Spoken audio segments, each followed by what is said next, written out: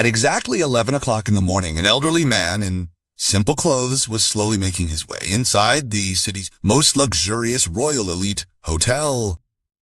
His name was Harinarayan Das. He carried an old bag, but his gait was calm and confident. As he reached the hotel gate, the security guard posted there showed irritation.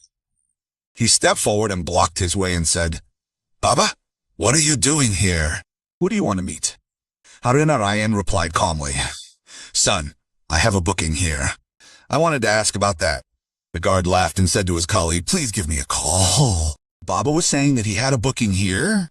Then he said, "Baba, someone probably gave you the wrong address. This is a very expensive hotel where only high-ranking officials, businessmen, and celebrities come. Ordinary people think twice before even mentioning it." At that very moment, the receptionist, Neha Bhatnagar, overheard their conversation.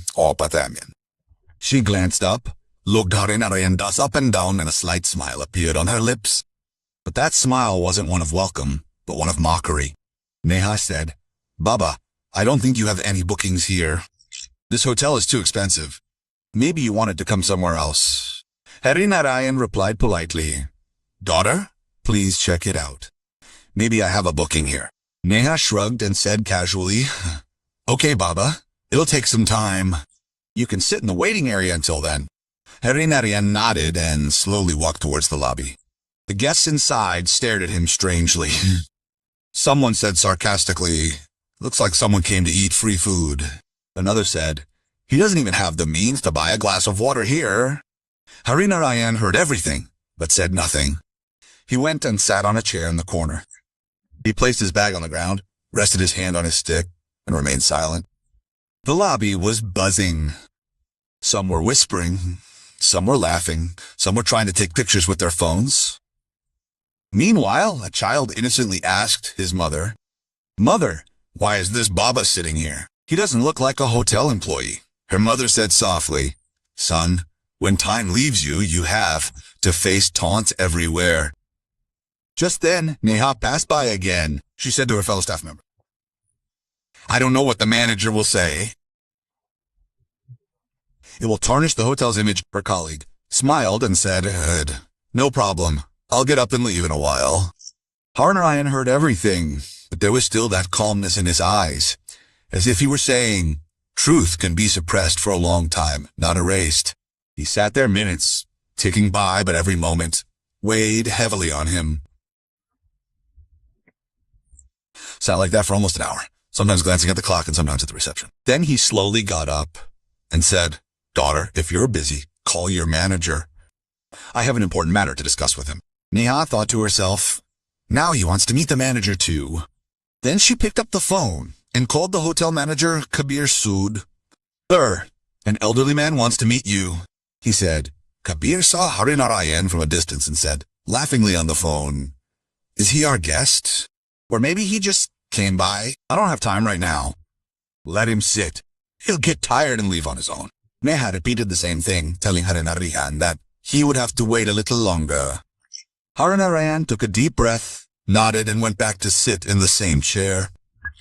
There was a slight tiredness in his eyes now, but the same patience, the same calmness in his soul. Everyone in the lobby still looked at him with sarcasm, but he simply sat silently as if to say a person is judged not by his clothes but by his actions. Just then a junior hotel employee passed by. His name was Vivek Tiwari, the hotel bellboy. He saw the old man being mocked, but there was a question in his eyes. Has the world really changed so much that even an elderly person feels ashamed of humanity? Vivek's eyes held a special respect for the old man. He approached him slowly and said, "Baba, how long have you been sitting here? Has no one helped you?" Harinarayan looked at him with a smile and said, "Son, I want to meet the manager, but it seems he's very busy." "Yes." Vivek's face tightened. He said, "Baba, don't worry. I'll go and talk to him right now." Harinarayan bowed his head and said, "Thank you very much, son. May God bless you."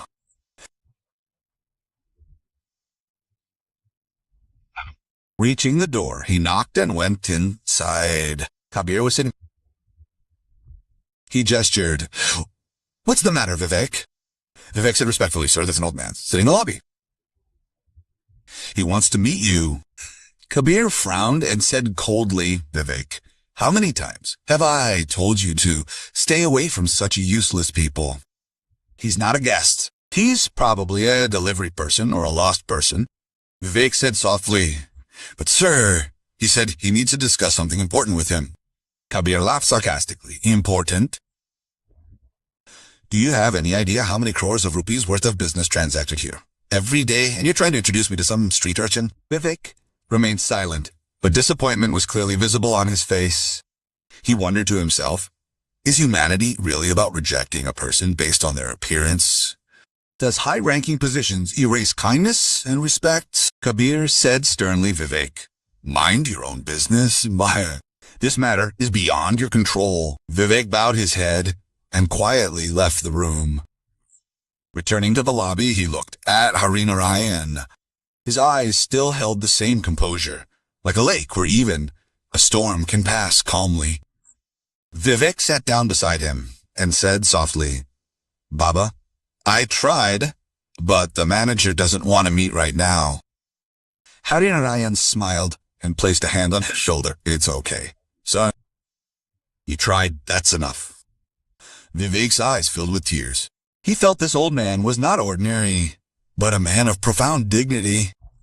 His simplicity held an unknown power, expressed not through words, but through feelings. The atmosphere in the lobby grew even heavier. People's taunts and laughter, Harinarayan's silence, and Vivek's restlessness all combined to create a strange, silent picture. Nearly another hour passed. Harinarayan remained seated in the same chair. He slowly closed his eyes and thought, patience is the greatest strength. But now the time has come for the truth to come out. The big clock in the hotel struck 12:30. Harinarayan couldn't remain silent any longer. He slowly picked up his stick, slung his bag over his shoulder, and headed for reception. The people in the lobby started laughing again.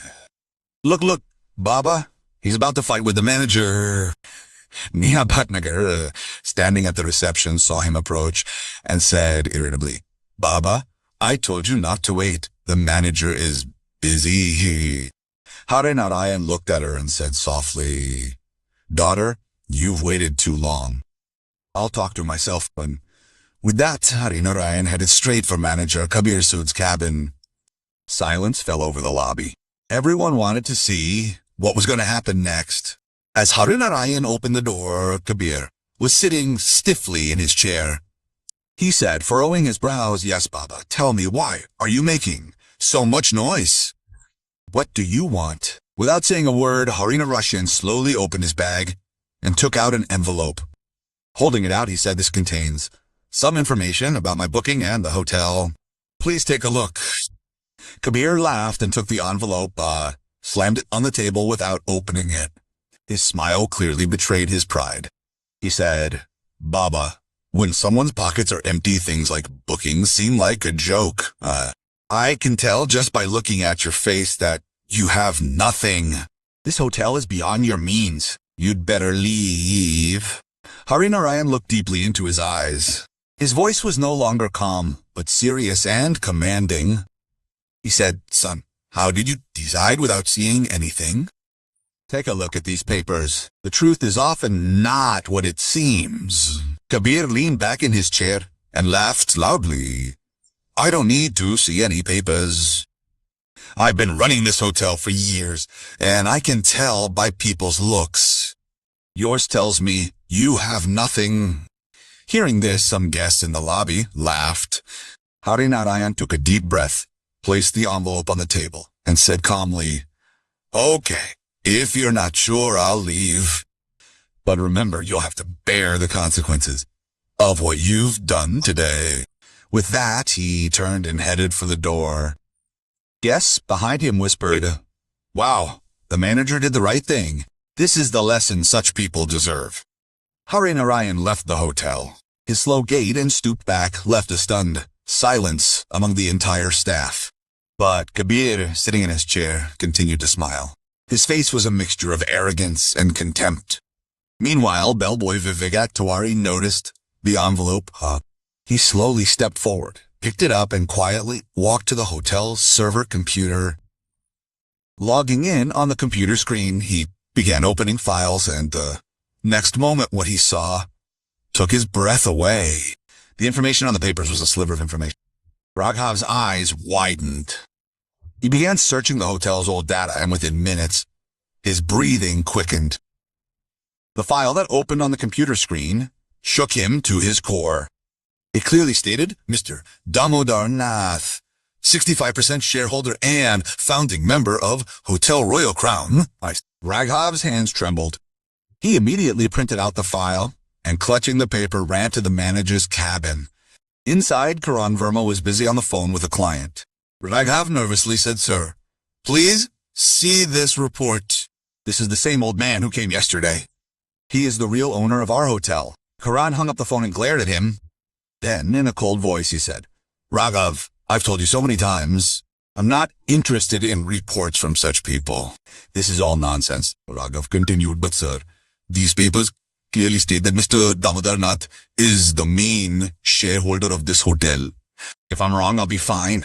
Before he could finish, Karan snapped. Stop it. Stop telling me these useless stories. This hotel is run by my management skills, not by some old monk's donations. Raghav's face fell. He left with the report in hand.